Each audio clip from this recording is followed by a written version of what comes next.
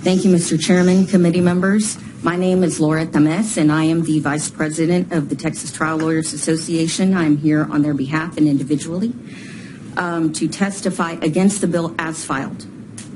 First of all, I want to applaud the courts who were innovative to launch the pilot program of remote proceedings, including hearings and jury trials, including my county of Bexar, to provide access to justice. I am also grateful that we have been invited to participate as stakeholders on the Senate side and to discuss our concerns, which are the following. So I think it's important to note that at least under our Texas Constitution and our Bill of Rights, Section 15, that any law that's passed, it's important to maintain the efficiency and purity of jury trials. So the concern with the bill on page 1, line 14 through 17 is there would be no consent required for civil proceedings to a major modification of our Texas jury trial. Many counties are already opening up, holding in-person jury trials at different locations, and there are grand juries convening and moving forward with the process safely. Many plans are being placed. So this bill would interfere with that process of moving forward, because a party could actually say, you know what, I don't want to do in person, I want to go ahead and with a remote jury trial. So that's the bill as filed. So that's going to impact the efficiency and the purity. Just anecdotal evidence shows that these remote jury trials are taking longer because of the failure of technology. And more importantly, the credibility of the witnesses. It's hard to weigh them in a little square. Just like Ms. Powell, who testified here a couple of weeks ago, it would be hard to see the impact of her testimony on a cell phone, for example.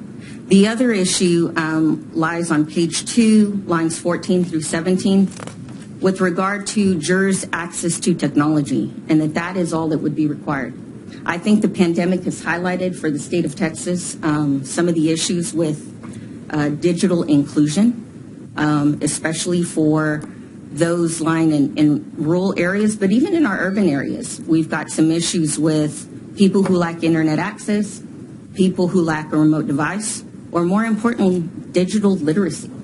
And we can't expect for our jurors to, even if we give them hotspot, even if we give them a device, to have the digital training, or expect our courts to train them digitally to even participate in deliberations, to know how to share screen, to know how to call up evidence, open Google Docs, say, I want to see exhibit number 5 again.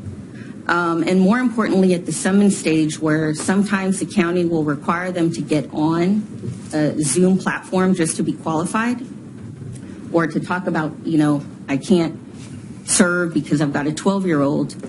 If someone just has a flip phone, they won't even be able to access a clerk or talk to a judge. And so that would exclude a huge part of Texans from jury service, which is very concerning about this bill. Okay, thanks for your testimony. You mentioned Yes. about working on the Senate side on this bill. Did you mention that at the beginning of your testimony? That I had mentioned that we had visited with stakeholders, but yeah, I just wanted you to know that my office was represented in all those stakeholder meetings as well. This is a very important bill to this committee and to the House. I know it's important to the leadership of the House, and we are equally as committed as our colleagues on the Senate side to work with you to get this right. I hope you know that. Absolutely. Okay. We're willing to continue talking and maybe need to expand the stakeholders to some other areas of Texas that haven't been part of those meetings. Well, this committee's, I think, very well represents the makeup of Texas and the judiciary and the various parts of the bar, and so you're welcome, and we're eager to have you stay at the table with us as we work to get this right, and I mean that. Members, any questions? All right. Thank you, Mr. Chairman. Yeah, thank you. The chair calls Julia Hatcher.